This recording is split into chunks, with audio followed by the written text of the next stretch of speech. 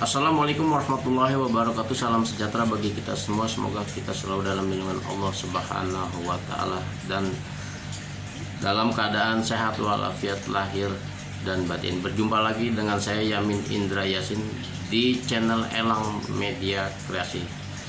Pada video kali ini akan saya jelaskan beberapa tip pengambilan keputusan di dalam kita memimpin, baik itu rumah tangga maupun pemimpin di tiap-tiap organisasi. Tetap di channel saya, jangan kemana-mana. Jangan lupa subscribe, like, komen, dan share video saya ini. Tetap di channel saya. Saya akan kembali setelah yang ini.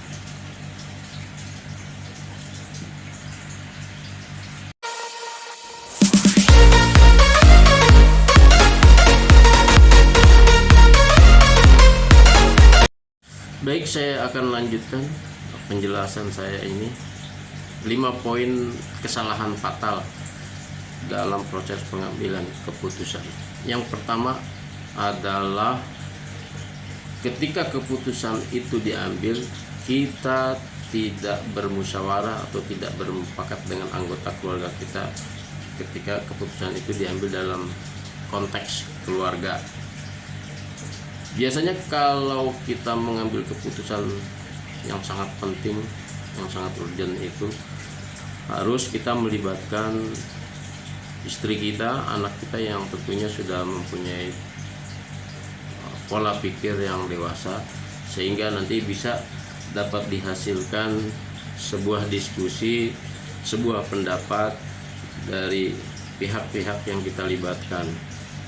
Mudah-mudahan dengan sebuah musyawarah, sebuah mufakat, keputusan itu bisa dihasilkan dengan baik. Kemudian yang kedua adalah urgensi atau kepentingan.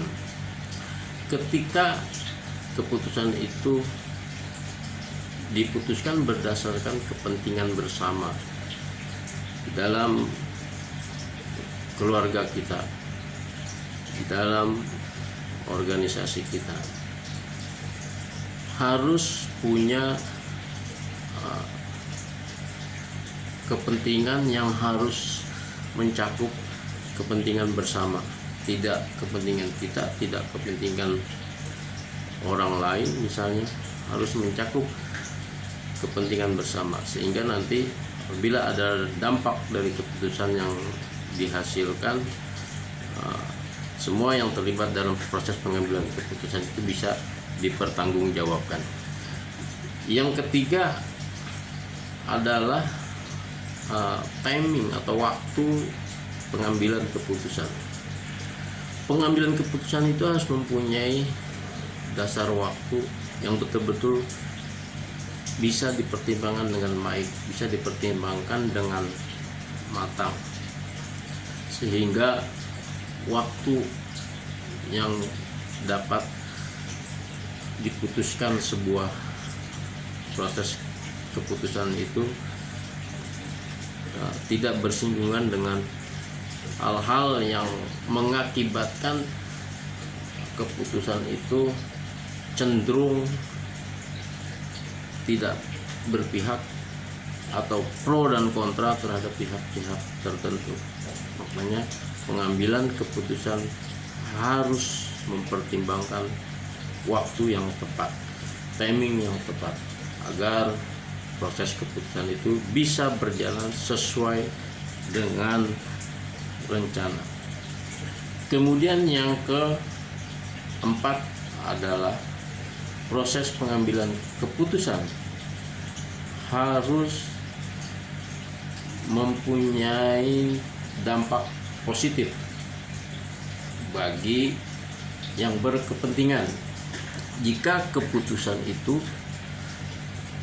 dihasilkan berdampak positif bagi kemaslahatan, bagi kebersamaan seluruh stakeholder misalnya, maka keputusan itu akan sangat bermanfaat bagi kita semua, sehingga hal-hal yang berkaitan dengan pihak-pihak keberatan misalnya, semuanya terakomodir secara menyeluruh oleh keputusan itu.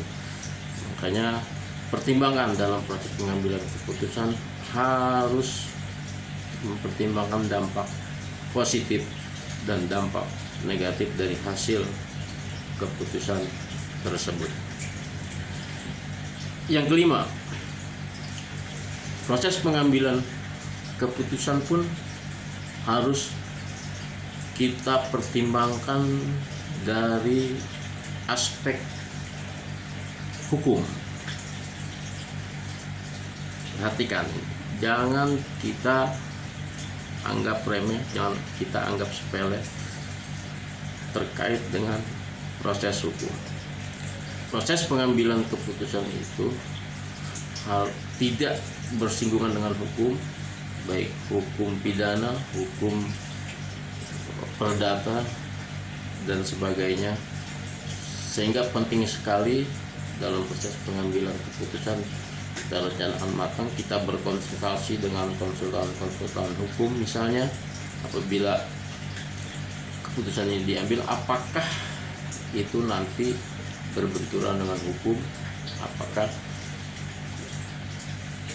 keputusan itu tidak berbenturan dengan hukum, baru proses pengambilan keputusan bisa kita laksanakan. Oleh karena itu sangat penting 5 unsur poin yang saya sampaikan ini kita sering diposisikan pada soal pengambilan keputusan, baik itu di rumah tangga kita, di tempat kita bekerja, di lingkungan kita, di organisasi-organisasi tertentu yang kita geluti. Semua itu harus mempunyai 5 aspek yang perlu kita perhatikan dengan baik. Demikian video saya ini. Dukung terus channel saya agar berkembang dengan baik.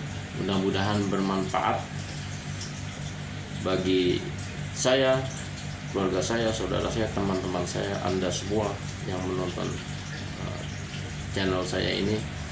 Subscribe, like, comment, and share, dan jangan lupa aktifkan tombol lonceng dan notifikasinya.